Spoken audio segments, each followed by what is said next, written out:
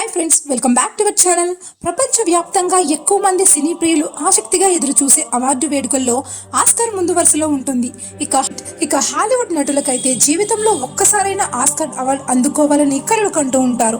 ఇక ఇటీవల 95వ ఆస్కార్ అవార్డుల ప్రధానోత్సవం అమెరికాలోని లాస్ ఏంజల్స్ లో జరిగింది. ఈసారి తెలుగు సినిమాలకు ఓ ఆస్కార్ అవార్డు కూడా దక్కింది.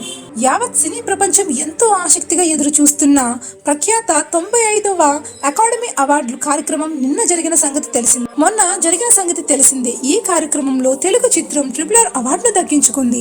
అమెరికా లాస్ ఏంజల్స్ లోని డోల్బీ థియేటర్ వేదికగా జరిగిన ఈ అవార్డుల ప్రధాన కార్యక్రమంలో RRR కి ఆస్కార్ అవార్డు గెలుచుకుంది. బెస్ట్ ఒరిజినల్ సాంగ్ కేటగిరీలో రాజమౌళి దర్శకత్వంలో వచ్చిన RRR నుండి కీరవాణి స్వరపరిచిన నాటు నాటు పాటకు అకాడమీ అవార్డు దక్కింది. ఈ పాటను చంద్రబోస్ రాయగా రాహుల్ సింప్లిగన్ కాలభైరవ పాడారు. ఆస్కార్ ఒరిజినల్ సాంగ్ కేటగిరీలో నాటు నాటు పాట నామినేషన్ పొందింది. ఈ పాటతో పాటు మరో నామినేట్ అయ్యాయి. ఇక RRR నాటు నాటు పాటతో పాటు బెస్ట్ డాక్యుమెంటరీ షార్ట్ ఫిల్మ్ కేటగిరీలో మరో అవార్డు లభించింది. ఇక ఇది అలా ఉంటే, సినీ ప్రపంచంలో ఎంతో ప్రతిష్టాత్మకంగా భావించే ఆస్కార్ అవార్డు గెలిచిన వారికి ఎంత ప్రైజ్ మనీ ఉంటుంది అనే దాని గురించి జోరుగా చర్చ సాగుతుంది. ఇక ఎందుకంటే ఏదో చిన్న చితక అవార్డులు ఇస్తేనే వాటితో పాటు ఎంతో కొంత నగదు పురస్కారం అందజేస్తారు మన దగ్గర. దీంతో మరి ఎంతో ప్రతిష్టాత్మకంగా భావించే ఆస్కార్ వస్తే ఎంత ప్రైజ్ మనీ ఉంటుందని సోషల్ మీడియాలో తెగ చర్చ జరుగుతుంది. అయితే ఆస్కార్ విజేతలకు రూపాయి కూడా ప్రైజ్ మనీ ఇవ్వరు. ఆస్కార్ అవార్డే కొన్ని కోట్లతో సమానమట. అందుకే విన్నర్ కి నో క్యాష్ ప్రైజ్ అన్నమాట.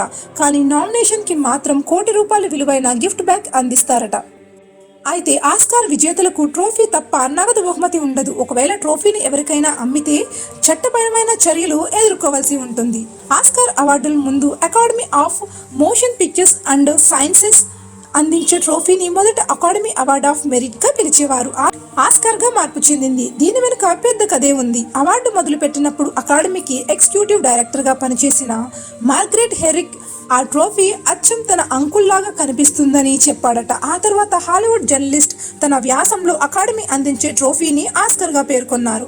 అలా అప్పటి నుంచి ఆస్కార్ పేరు తిరిగి స్థిరపడింది. అయితే ఈ ఆస్కార్ ను 1929లో ప్రారంభమైంది. తొలిసారి ఈ వేడుకలో 270కి పైగా గెస్ట్లు హాజరయ్యారు. ఇక ఈ అవార్డుల వేడుకలను ప్రసారం చేయడానికి 1953 నుంచి స్టార్ట్ అయింది. ప్రస్తుతం ప్రపంచ వ్యాప్తంగా 200 పైగా దేశాల ప్రజలు ఆస్కార్ వేడుకలను చూసేందుకు ఇంట్రెస్ట్ చూపిస్తున్నారు. ఉత్తమ నటుడిగా ఆస్కార్ అవార్డును ఫస్ట్ టైం అందుకున్న నటుడు Emil Jennings. The last command చిత్రానికి ఈయన ఈ ప్రతిష్టాత్మక అవార్డును అందుకున్నారు.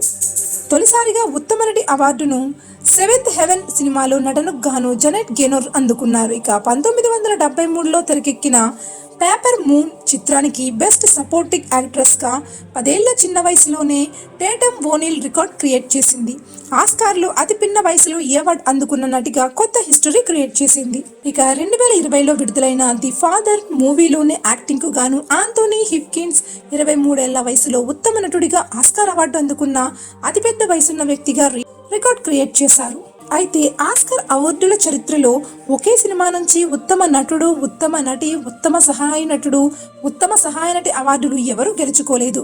ఏ స్ట్రీట్ కార్ నేమెడ్ డిజైర్ విషయంలో బెస్ట్ యాక్టర్ 1976లో విడుదలైన నెట్వర్క్ సినిమాలోని బెస్ట్ సపోర్టింగ్ యాక్టర్ మాత్రమే మిస్ అయ్యాయి. ఈ 2 చిత్రాలు ఆ అవార్డులు అందుకుని ఉంటే ఆస్కార్ అవార్డులో సరికొత్త హిస్టరీ క్రియేట్ చేసిండేవి. అయితే బెస్ట్ ఫారిన్ లాంగ్వేజ్ ఫిల్మ్ కేటగిరీలో ఎక్కువ అవార్డులు అందుకున్న దేశంగా ఇటలీ నిలిచింది. ఈ దేశం 10 సార్లు బెస్ట్ ఫారిన్ ఫిల్మ్ గేటర్లో అవార్డు అందుకుంది. అయితే ఏదేమైనా నేడు మన తెలుగు ఇండస్ట్రీ ఈ ఘనతను సాధించడం నిజంగా గొప్ప విషయమేని చెప్పాలి. సో ఫ్రెండ్స్, విన్నారుగా ఆస్కార్ గురించి సరికొత్త విషయాలు. ఈ వీడియో మీకు నచ్చితే లైక్ చేసి మరిన్ని అప్డేట్స్ కోసం మా ఛానల్ సబ్స్క్రైబ్ చేసుకుని బెల్ ఐకాన్ ప్రెస్ చేయండి. Thanks for watching.